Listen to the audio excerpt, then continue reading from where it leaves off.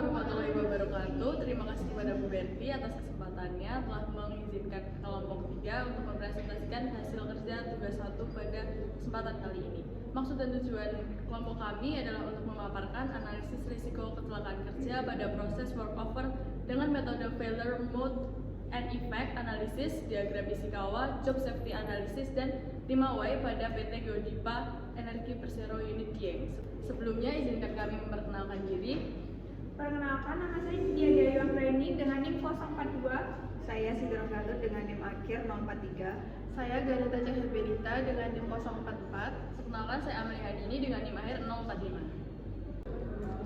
Baik, saya akan menjelaskan tentang latar belakang pada pekerjaan kami. Yang pertama adalah penggunaan energi listrik pada saat ini tidak dapat dipisahkan dari segala aspek kehidupan manusia.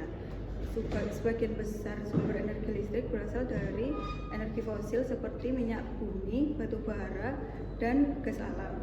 Melansir data dari BPS, kapasitas terpasang pembangkit listrik tenaga panas bumi dari tahun 2020 hingga 2022 mencapai angka 7.801 MW. Proses pemasangan pembangkit listrik tenaga panas bumi ini memiliki tingkat teknologi dan risiko yang tinggi. Salah satu produsen penghasil energi listrik yang bersumber dari panas bumi adalah PT Geodipa Energi Persero Unit Dieng.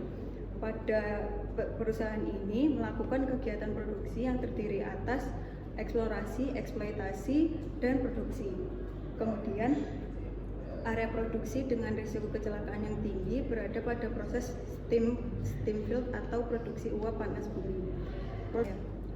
Proses workover adalah salah satu aktivitas yang termasuk dari proses steam field, di mana aktivitas ini merupakan aktivitas untuk membuang residu silika maupun kotoran lain dari sumur. Proses ini dilakukan agar produktivitas sumur tetap konsisten. Berbagai teknologi dan peralatan khusus dengan risiko potensial bagi operator digunakan pada proses workover ini. Cara untuk mengantisipasi risiko ini adalah dengan melakukan analisis risiko kecelakaan kerja. Analisis risiko kecelakaan kerja ini dengan metode FMEA agar didapatkan determinasi prioritas kegagalan agar bisa menentukan pengendaliannya. Kemudian dengan metode Fishbone untuk mengidentifikasi sebab akibat dan akar permasalahan dari kecelakaan kerja. Yang kemudian job safety analysis akan digunakan untuk mengidentifikasi bahaya sehingga output yang dihasilkan adalah prosedur kerja secara spesifik. Yang kemudian metode 5Y digunakan untuk menganalisis dan merumuskan tindakan pencegahan agar kecelakaan kerja tidak terjadi lebih lanjut. Kemudian akan menganalisis juga tentang kemungkinan konflik yang timbul akibat kecelakaan kerja. Kemudian adalah rumusan masalah yang akan dibahas. Yang pertama adalah bagaimana analisis risiko kecelakaan kerja pada proses workover dengan menggunakan metode failure mode and effect analysis. Yang kedua adalah bagaimana analisis risiko kecelakaan kerja pada proses workover dengan menggunakan diagram Ishikawa. Kemudian yang ketiga adalah bagaimana analisis risiko kecelakaan kerja pada proses workover dengan menggunakan job safety analysis. Yang keempat adalah bagaimana analisis risiko kecelakaan kerja pada proses workover dengan menggunakan metode 5Y. Yang terakhir adalah apa kemungkinan konflik yang mungkin terjadi beserta rekomendasi pemecahan konflik tersebut. Kemudian adalah tujuan yang akan dicari pada laporan ini. Yang pertama adalah melakukan analisis risiko pada proses workover dengan menggunakan metode failure mode and effect analysis. Yang kedua adalah melakukan analisis dengan metode Ishikawa. Yang ketiga adalah melakukan analisis risiko kecelakaan kerja pada proses workover dengan metode job safety analysis. Dan yang keempat adalah melakukan analisis risiko kecelakaan kerja pada proses workover dengan menggunakan metode 5Y. Yang terakhir adalah mengetahui konflik yang mungkin terjadi beserta rekomendasi pemecahan konflik tersebut. Selanjutnya adalah landasan teori. Yang pertama ada pengertian kecelakaan kerja. Kecelakaan kerja sendiri adalah kejadian yang tidak terduga dan tidak diinginkan yang menyebabkan cedera pada manusia, kerusakan pada harta benda, atau kerugian pada proses produksi. Tujuan dari analisis bahaya ini adalah untuk mengidentifikasi, mengevaluasi, dan mengendalikan faktor risiko yang mempengaruhi keselamatan dan kesehatan kerja, serta mengurangi biaya perusahaan apabila timbul kecelakaan dan penyakit akibat kerja.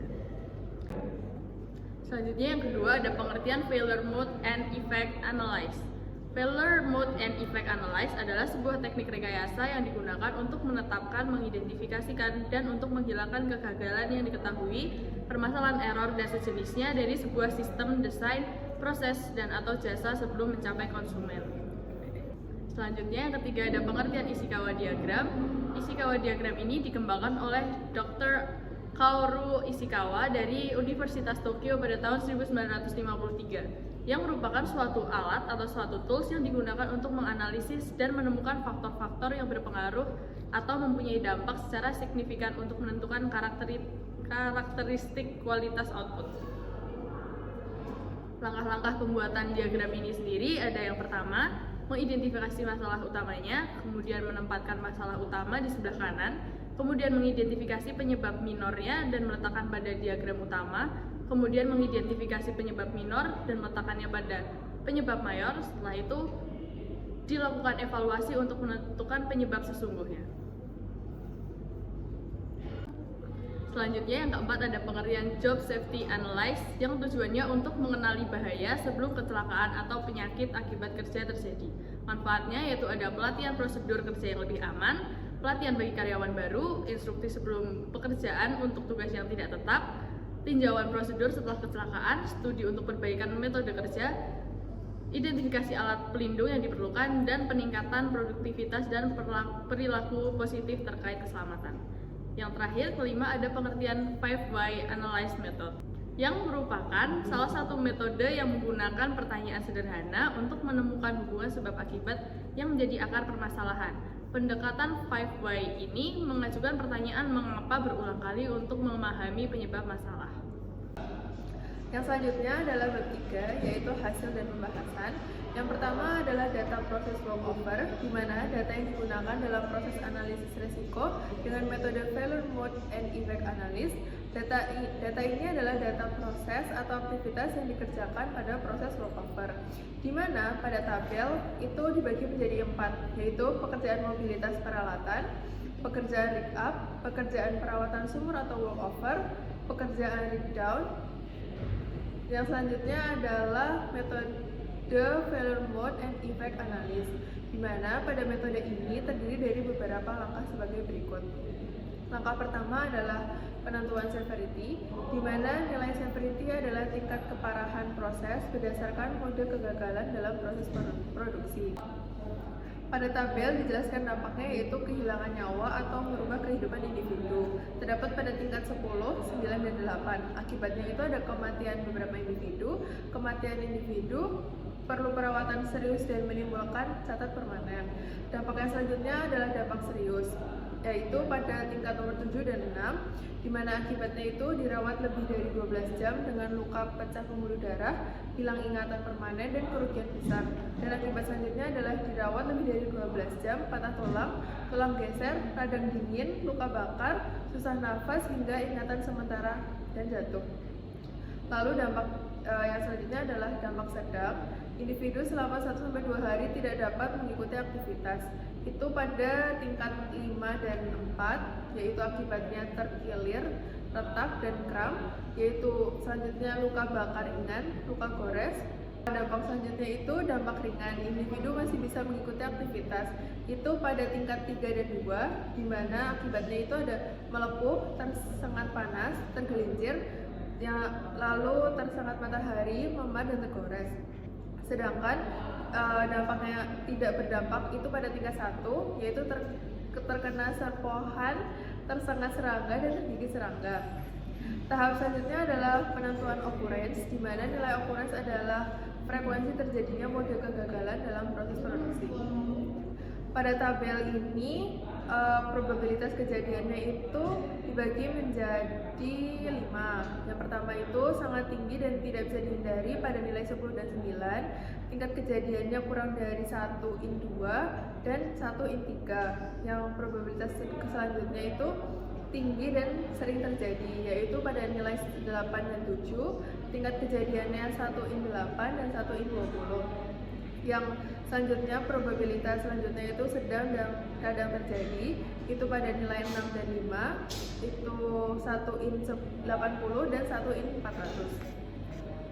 Probabilitas selanjutnya itu rendah dan relatif jarang terjadi. Itu pada nilai 4 dan 3, tingkat kejadiannya 1/2000 dan 1/15.000. Sedangkan yang terakhir adalah sangat rendah dan hampir tidak pernah terjadi. Itu pada nilai 2 dan 1, 1/150.000 dan 1/1.500.000. Selanjutnya adalah penentuan detection. Dalam penentuan tingkat detection atau deteksi pencegahan kecelakaan kerja ini ditentukan bagaimana kegagalan tersebut dapat diketahui sebelum terjadi.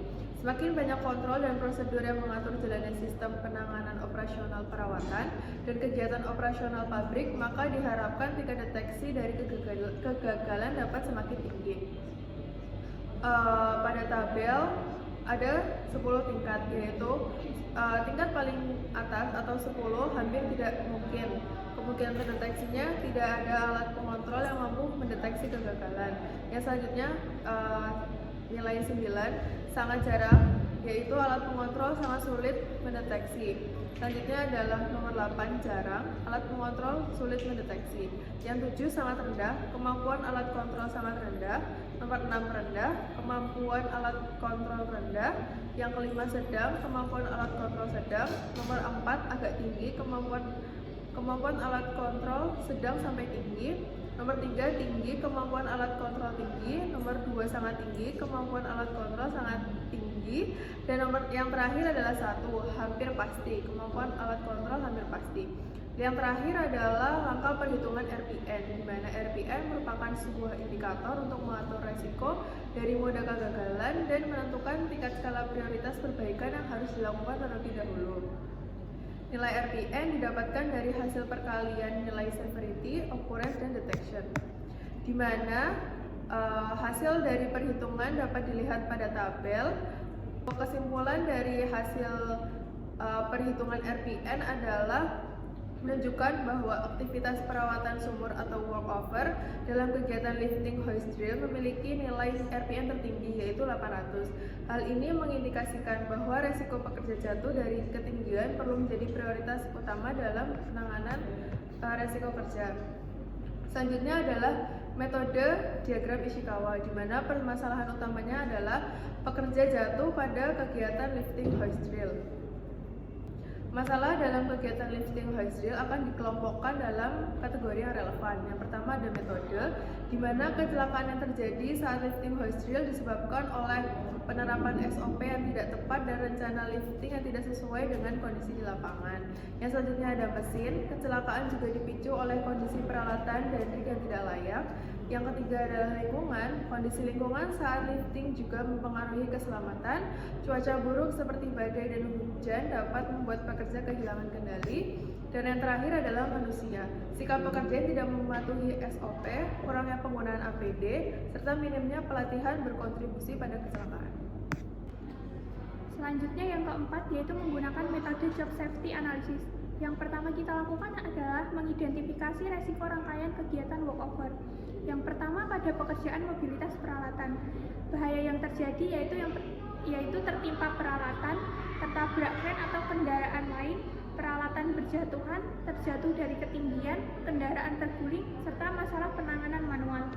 Yang kedua pada pekerjaan line up, tertabrak peralatan atau mesin, tertimpa alat, terjepit, terjatuh dari ketinggian, debu dan asap, kebisingan, peralatan berjatuhan, masalah penanganan manual, tertusuk, sengatan panas, terbakar, serta tersengat listrik. Kemudian pada pekerjaan walkover, bahaya yang terjadi yaitu terjatuh dari ketinggian, tertimpa drill, tertabrak kren, terjepit, kebisingan, blowout, dan paparan bahaya kimia. Selanjutnya pada pekerjaan ring down, yang terjadi bahayanya yaitu tertimpa peralatan, terjepit, terjatuh dari ketinggian, peralatan berjatuhan, tertabrak kren, masalah penanganan manual, tertusuk, tersengatan panas, tersengat listrik, terbakar, tertabrak peralatan atau besi, serta paparan bahan kimia. Selanjutnya yaitu kita menganalisis JSA pada pekerjaan walkover. Pekerjaan yaitu walkover. APD yang digunakan yaitu yang pertama body harness, helm kerja, sepatu, sarung tangan, rompi, earmuff, kacamata, serta respirator. Fasilitas atau peralatan yang pertama adalah kren, rig, kompresor, sumur, produksi, serta separator. Yang pertama pada kegiatan lifting hoist drill, potensi bahaya yang pertama yaitu terjatuh dari ketinggian. Tindakan atau prosedur keselamatan kerja yang disarankan yaitu yang pertama menggunakan body harness yang terpasang dengan benar, memasang guard drill atau penghalang di area tinggi, menggunakan scaffolding atau tangga yang mudah diuji. Yang kedua adalah tertimpa drill. Prosedur keamanan yang disarankan yang pertama memasang tanda peringatan, yang kedua menggunakan tambahan pengaman untuk memastikan drill tetap berada pada posisinya. Yang ketiga adalah tertabrak kren. Yang pertama, memasang tanda pembatas di sekitar jalur kerja. Yang kedua, menggunakan sinyalmen yang terlatih untuk mengarahkan operator kren. Yang keempat adalah terjepit. Prosedur yang disarankan yang pertama menggunakan peralatan otomatis atau remote untuk mengurangi interaksi langsung dengan area berbahaya. Yang kedua adalah menerapkan prosedur loto pada peralatan. Yang kelima adalah kebisingan. Prosedur yang disarankan yaitu yang pertama menggunakan pelindung pendengaran di area dengan tingkat kebisingan tinggi. Yang kedua, memasang tanda peringatan kebisingan di area lifting hoist drill. Yang kedua, pada kegiatan circulating mat, bahaya yang terjadi yaitu yang pertama adalah blowout. Tindakan atau prosedur keselamatan yang disarankan yaitu yang pertama menggunakan alat pencegah semburan atau BOP, melakukan pengujian dan pemeriksaan BOP secara berkala, serta menggunakan sistem pemantauan otomatis pada sumur untuk mendeteksi potensi kenaikan ledakan. Yang kedua adalah paparan bahan kimia. Prosedur yang disarankan yaitu menggunakan APD yang sesuai, yang kedua menggunakan respirator di area kerja, yang ketiga menggunakan sistem ekstraksi uap kimia. Yang kedua adalah kebisingan. Prosedur yang disarankan yaitu yang pertama mewajibkan menggunakan earplug dan ear muff, yang kedua menggunakan penyerap suara untuk pelindung mesin. Selanjutnya yang ketiga adalah pada kegiatan rotating drill. Bahaya yang terjadi yaitu terjepit. Prosedur keamanan yang disarankan yang pertama adalah memasang pelindung mesin atau board pada bagian peralatan yang bergerak. Yang kedua, memasang tanda peringatan pada area yang beresiko tinggi serta menerapkan prosedur loto pada peralatan. Selanjutnya, bahaya yang kedua adalah kebisingan. Prosedur yang disarankan adalah mewajibkan menggunakan earplug dan ear muff untuk pekerjaan circulating mat. Yang kedua adalah memasang tanda peringatan kebisingan. Yang keempat, pada kegiatan proses pengaliran kotoran dan sumur. Bahaya yang terjadi adalah paparan bahaya bahan kimia. Prosedur yang disarankan yang pertama menggunakan APD berupa respirator atau masker, yang kedua memasang sistem ekstrasi, lalu yang ketiga adalah menggunakan kipas atau alat ventilasi di ruang dengan sirkulasi udara kurang. Selanjutnya adalah metode 5Y. Pada tabel dijelaskan kasus kecelakaan kerja yang terjadi yaitu pekerja jatuh pada saat lifting hoist drill. Mengapa pekerja dapat terjatuh pada saat kegiatan lifting hoist drill? Karena kondisi peralatan yang tidak layak. Mengapa kondisi peralatan tidak layak? Karena kurangnya pemeliharaan dan perawatan secara berkala. Mengapa pemeliharaan dan perawatan secara berkala kurang dilakukan? Karena tidak ada prosedur dan jadwal pemeliharaan yang jelas dan terstruktur. Mengapa tidak ada prosedur dan jadwal pemeliharaan yang terstruktur? Karena kurangnya perhatian dan komitmen manajemen terhadap keselamatan kerja. Mengapa kurangnya perhatian dan komitmen manajemen terhadap keselamatan kerja? Karena keselamatan kerja belum menjadi prioritas utama dalam budaya perusahaan. Karena kurangnya pelatihan dan sosialisasi tentang pentingnya keselamatan kerja bagi seluruh keselamatan kerja yang efektif. Karena tidak ada sistem pengawasan dan audit keselamatan kerja yang efektif. Kasus keselamatan kerja yang terjatuh pada saat kegiatan lifting hoist drill disebabkan oleh kurangnya prioritas manajemen terhadap keselamatan kerja. Tindakan untuk mengatasi akar masalah kecelakaan kerja yaitu yang pertama, menetapkan keselamatan kerja sebagai prioritas utama dalam visi, misi, dan budaya perusahaan. Yang kedua, mengembangkan program pelatihan dan sosialisasi keselamatan kerja di perusahaan. Yang ketiga, menyusun prosedur dan jadwal pemeliharaan peralatan secara terstruktur. Yang keempat, menerapkan sistem manajemen resiko yang efektif, termasuk identifikasi bahaya, analisis resiko, dan pengawasan yang memadai. Yang kelima, membangun sistem pengawasan dan keselamatan kerja secara berkala untuk memastikan kepatuhan terhadap standar keselamatan. Yang keenam, melibatkan seluruh karyawan dalam upaya peningkatan budaya keselamatan kerja di perusahaan. Dengan adanya tindakan tersebut, perusahaan dapat menciptakan lingkungan kerja yang lebih aman dan meminimalkan resiko kecelakaan kerja di masa mendatang.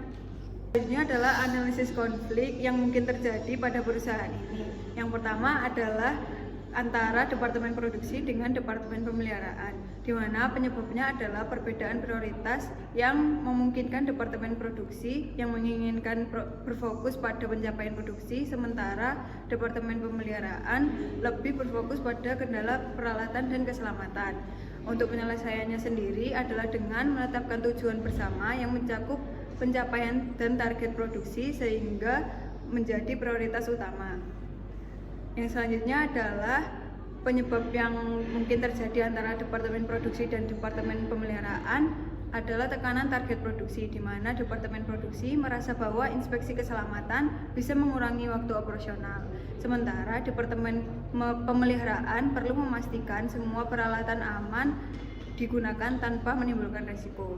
Untuk penyelesaiannya sendiri dengan menyusun jadwal pemeriksaan yang lebih fleksibel serta mengadakan briefing keselamatan sebelum memulai pekerjaan agar setiap departemen memiliki pemahaman yang sama tentang risiko.